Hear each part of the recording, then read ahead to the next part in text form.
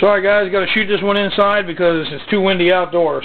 But this is going to be my handhold for my bow drill set, as I'd said before. Well, a friend of mine came up with an idea. You know, when we build the bow drill set and you've got your top block that you put your bow drill into, you carve a little hole here, and you know, you narrow this down to where it fits into there, and you have a round end on the bottom. So you have your fireboard and your spindle. Okay, of course it's round on the bottom. And you have your block that you push on your spindle. Okay, you get the idea. Can't get it in the shop, but you get the idea. Your spindle here. And you have your bow. Well, let's improve on 10,000-year-old technology, is what my friend said. And I said, well, how do we do that? He said, well, what's that block called that goes on top of your fire spindle? Your bearing block? Because you bear down on it? He said, no. He said, let's call it your bearing block because you put a bearing in it. I said, what? He goes, yeah.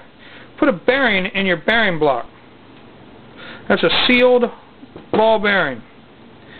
And what he did is he put that sealed ball bearing in top of his bearing block, and now there's no friction because he just cuts his to fit on there, to fit on the outside of that, and it spins round and round, and there's no friction at the top. There needs to be friction at the bottom. That's where the fire is. But by putting a sealed bearing in his bearing block, he loses the friction at the top and gains speed and has more control because it doesn't want to pop out, because he cuts his that are just barely fit in there. I've cut that one too narrow, but he cuts his that just barely fit in there. See?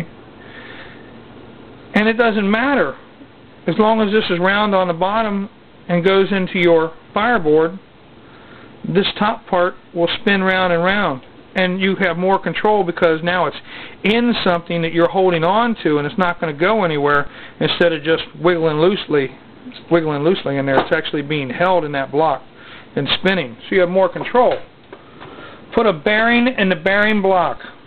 I said, that's wild, because we could put a sealed ball bearing in a knife, a gun stock, attach it to your bow and arrow, attach that to your bow, drill out a little bit of your bow and attach that in there if you have a wooden bow. And he goes, I got one better than that.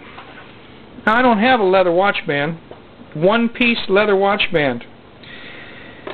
He removed his watch from the leather watch band, put the bearing on there, and ran a piece of leather with a hole in the middle of it over the outsides, so his looks like this on a leather watch band. Then he wrapped the rest of the watch band to where he needed it to attach to his wrist with the 550 cord he'd use around his bow drill. So he had his bearing attached to his watch, well, attached to where his watch would be, and he had the fire drill cord wrapped around his wrist. So he had all the components with him, and all he had to do then was take that leather band and put a piece of wood behind it or a stick behind it and bear down to use it. And he took the cord off to wrap around. Genius. Genius, what can I say? Now, before you rush out to the hardware store to buy one of these sealed ball bearings, they are $14.50 at a regular hardware store because they say they use these things in electric drills and other pieces. So therefore, they're in old electric drills, they're in some circular saws, they're in electric appliances that have the armature motor goes through the center of this. This gets held by a housing, and the armature motor spins in here round and round, and this stabilizes that armature motor. Well, I don't want to pay $14.50 for something I'm going to take out and put in a piece of deer antler or whatever. So I went to the bicycle shop, and they gave me this for free. Bicycle shops have these, and they use them in front hubs. They use them in pedals. They use them in the crankcases. Different size ones for different uses at bicycle shops. And the guy at the bicycle shop and I were talking, and he said, you know, those come in all the electric appliances. You got fans. Anything with electric motors usually has something like that in it. Really? Okay, so there might be one in that old treadmill the neighbor's throwing away. Maybe on each side of the bar of the treadmill. Maybe in the vacuum cleaner also, the beater bar, the vacuum cleaner. Probably got one on each end of that. Then there's the electric motor in the vacuum cleaner. I don't know if that'll have one or not. Then, you know, the old drill, the bicycles. You know, you'd have to look through your trash to see what you got, but I wouldn't pay $14.50 for one. So there you go. Maybe you can make one and attach it to a wristband.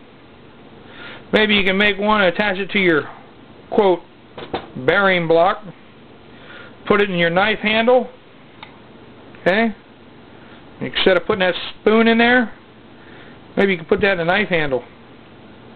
Epoxy around the outside edge, not the inside, because that's got to be able to spin. Whee!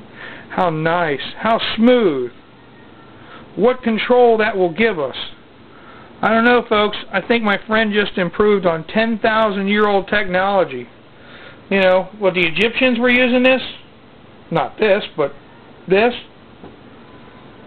Maybe we just improved on it, took the next step. All right, time to put down your clubs. I'll see you all on the next one.